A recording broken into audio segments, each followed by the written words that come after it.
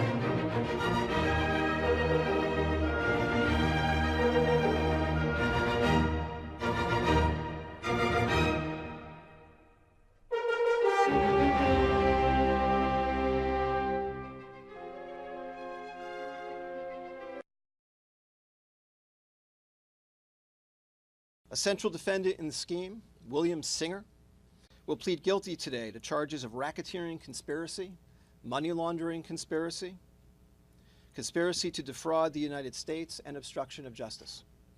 Singer allegedly ran a college counseling service and something called the Key Worldwide Foundation.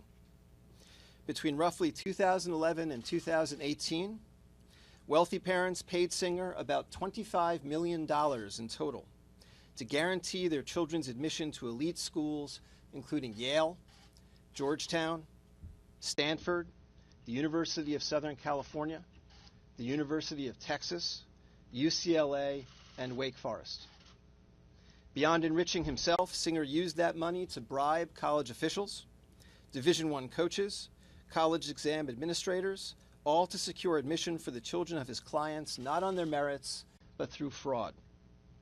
Singer's foundation purported to be a charitable organization, but was actually a front Singer used to launder the money that parents paid him, of which he would then take a portion and dole it out as bribes to coaches and others. More specifically, with respect to the SAT and ACT scheme, numerous parents paid Singer between $15,000 and $75,000 to have someone either take the exam for their child or to correct their child's answers afterward. We have charged 33 parents nationwide with hiring Singer's group to defraud testing companies and/or various universities. These parents are a catalog of wealth and privilege. They include, for example, CEOs of private and public companies, successful securities and real estate investors, 2 well-known actresses, a famous fashion designer, and the co-chairman of a global law firm.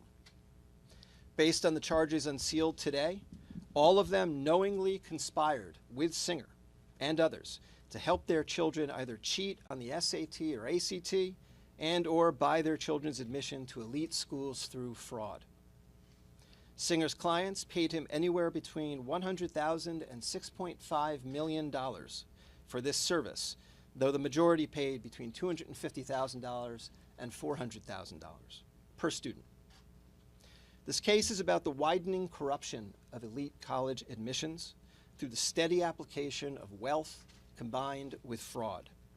There can be no separate college admissions system for the wealthy, and I'll add that there will not be a separate criminal justice system either.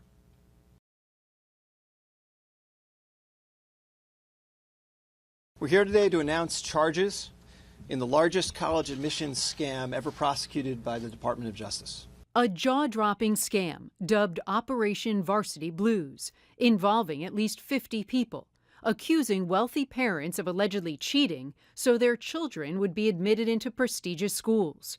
One of the schemes involved parents allegedly paying millions for fake athletic credentials, just so their children could gain entry to college by being accepted to the school's athletic team. To be clear, these were not really student athletes. Singer helped parents take staged photographs of their children engaged in particular sports. In one example, the head women's soccer coach at Yale, in exchange for $400,000, accepted an applicant as a recruit for the Yale women's team, despite knowing that the applicant did not even play competitive soccer. The student was in fact admitted, and afterward, the student's family paid Singer $1.2 million. Singer, the man he mentions, is William Rick Singer. Not only did he allegedly stage those photos, but he also is accused of arranging for others to take online high school classes in place of the real students, so those higher grades could be submitted instead. The money paid by wealthy parents was listed as contributions to his sham charity, Key Worldwide Foundation. Singer's clients paid him anywhere between $100,000 and $6.5 million.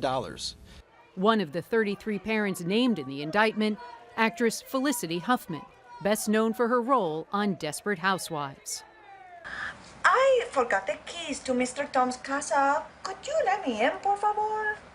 According to the criminal complaint, Huffman and her husband, actor William H. Macy, are accused of making a charitable contribution of $15,000 to the fake charity.